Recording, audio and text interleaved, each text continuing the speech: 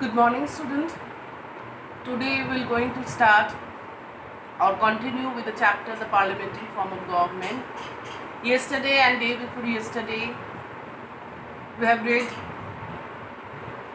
the concept of parliament, that is what is parliament.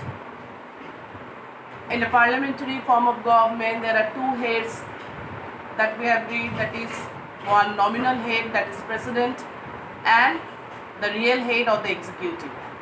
So all the major decision is taken by the real head of the state or the nation, that is Prime Minister, and the nominal head, who is the president, give assent to the advice that is given by the Prime Minister. So every decision is taken by the Prime Minister, and those decisions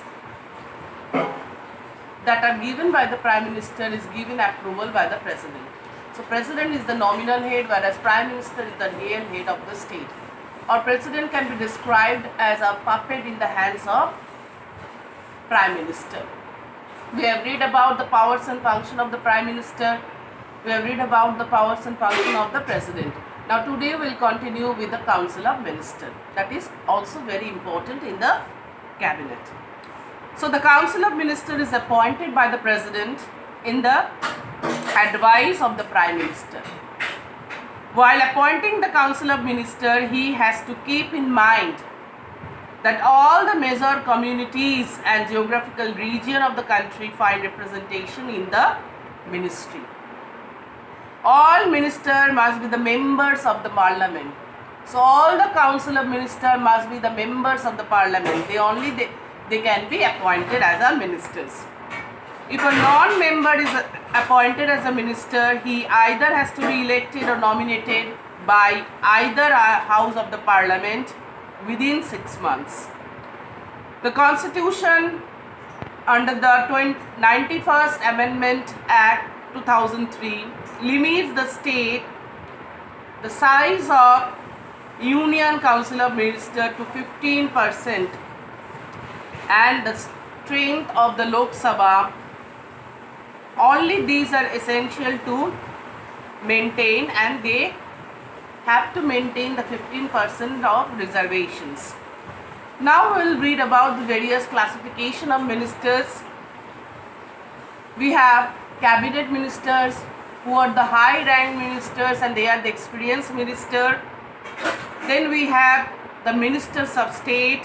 They are not the members of the cabinet, but they may or may not be given an independent charge of a ministry.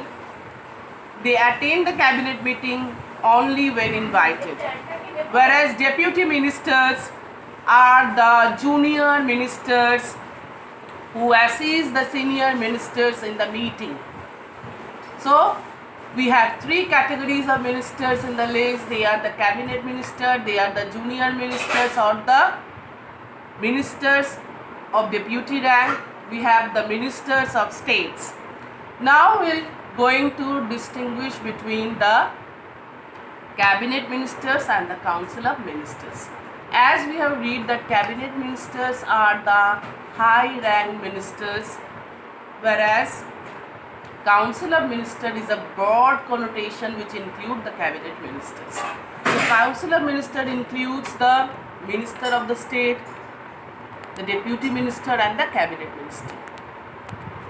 So council is a comprehensive term which includes both the cabinet minister, deputy ministers and the ministers of state.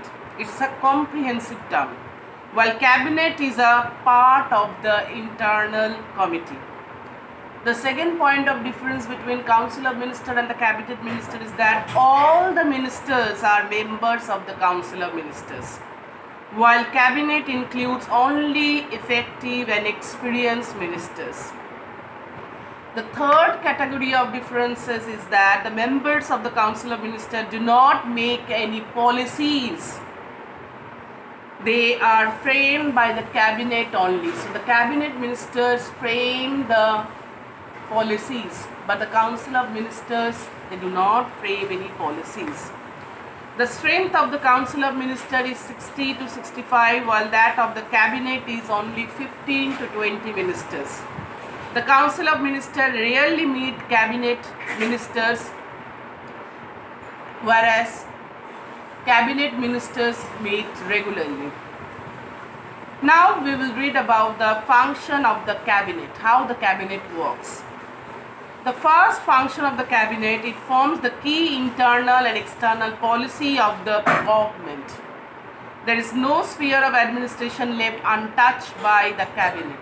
So every internal and external policies are seen by the cabinet.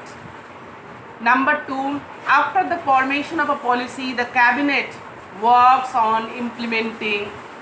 Then, as ministers are also the head of the department. Third, the cabinet guides the various departments of administration and coordinates those activities. So it guides the various departments of administration and also coordinate among the departments. Key foreign policies decisions are made by the cabinet, which includes appointments of diplomats, signing of treaties, declaration of war and peace. So important international or foreign policies are discussed in the cabinet. Cabinet carries out 40% of the legislative works, and most of the bills in the parliament or speech of the parliament, decisions or ordinances etc. are given by the president on the advice of the cabinet. So the cabinet has full control over national finance also. The budget is presented by the finance minister in the cabinet. All the important appointments made by the President of India are taken on the advice of the cabinet. So these are the powers and functions of the cabinet. In the next class, we are going to read about the Lok Sabha and the Rajya Sabha. That is the two houses of the parliament, that is Lok Sabha and the Rajya Sabha. That we are going to read in the next class. Thank you, new student.